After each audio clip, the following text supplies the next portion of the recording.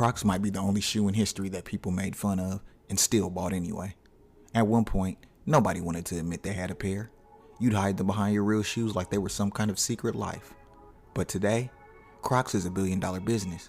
Celebrities wear them, kids love them, workers swear by them, and the company's comeback story is one of the wildest in the entire shoe industry. Because Crocs did something most companies are scared to do. They leaned into being ugly and got rich from it. But it wasn't always like this. Crocs actually came close to dying, and the thing that saved them was something nobody expected. You'll see what it was in a minute. This is the Wealth Mode Breakdown. Let's talk money, mindset, and the shoe that refused to die. Chapter 1. When Crocs hit the scene. Crocs first came out in the early 2000s. They weren't trying to be cool, stylish, or trendy. Crocs started as a boat shoe, something simple to stop you from slipping. But the moment people tried them on, they said the same thing. Dang, these are actually kind of comfortable. Comfort spread fast.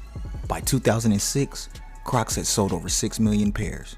By 2007, they were pulling in over $800 million.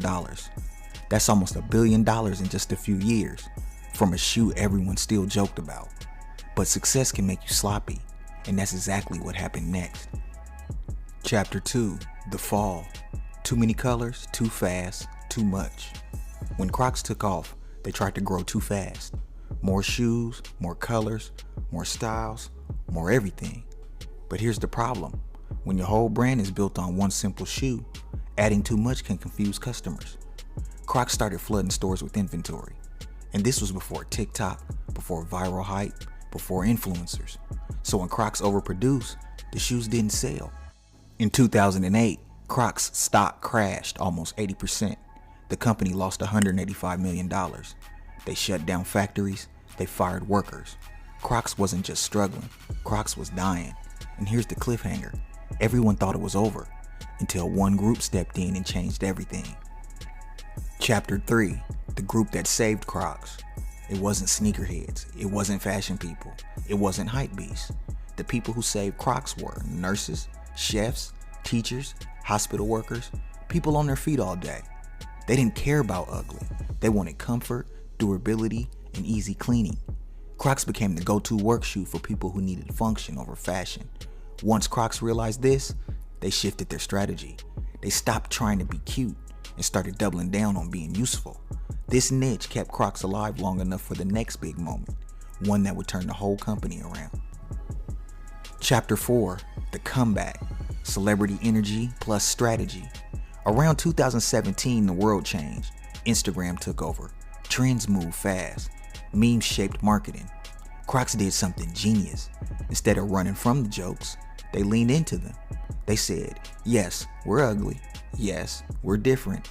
And yes, you still want us. Then came the collabs. Post Malone, Justin Bieber, Bad Bunny, Balenciaga, even KFC. These didn't just drop, they sold out instantly, some in minutes. Post Malone's collab crashed Crocs' website. Bad Bunny's pairs sold out before hitting the homepage. But here's the money part. Crocs didn't pay millions for these collabs. They used limited drops, creating hype without overspending. This strategy paid off. From 2016 to 2021, revenue jumped from $1 billion to $2.3 billion. The stock exploded over 1,000%. Crocs wasn't a joke anymore. Crocs was big business. But the real money wasn't the shoes. It was something much smaller. Chapter 5. The Secret Money Printer. Crocs made one of the smartest moves ever. They bought a tiny company called Jibbitz. These are the little charms people stick into their Crocs. The trick? Crocs sells the shoe once, but Jibbitz can be sold over and over again. They cost pennies to make and sell for $5 to $20 each. This profit margin is insane. Jibbitz made Crocs customizable, and the more people customize, the more they spend. Here's the wealth mode lesson. The real money isn't always the main product. It's the accessories, the add-ons, the upgrades. Crocs mastered this. Now, if you're getting value from this breakdown, go ahead and hit the like and subscribe button so more people can find videos like this. It helps the channel grow and it keeps wealth mode alive. Chapter 6. How Crocs turned hate into profit. The lessons. Lesson 1. Don't run from what makes you different. Crocs leaned into ugly. It became their identity. Lesson number 2. Niches create riches. Workers save the brand, not fashion people. Lesson number 3. Scarcity creates demand. Limited drops make people rush to buy. Lesson number 4. Accessories print money. Shoes made Crocs money. Gibbets made them rich. Lesson number 5. Reinvention is survival. Crocs stopped trying to beat everything and won by being themselves. The final chapter, the company that won by being itself. Crocs went from a boat shoe to a joke to $1 billion empire. Not by copying trends, not by pretending to be luxury, not by chasing cool, but by being themselves. Because sometimes the thing that the world laughs at becomes the thing the world loves. And sometimes the things people clown is the thing that builds generational wealth. And Crocs proves you don't have to be perfect to win.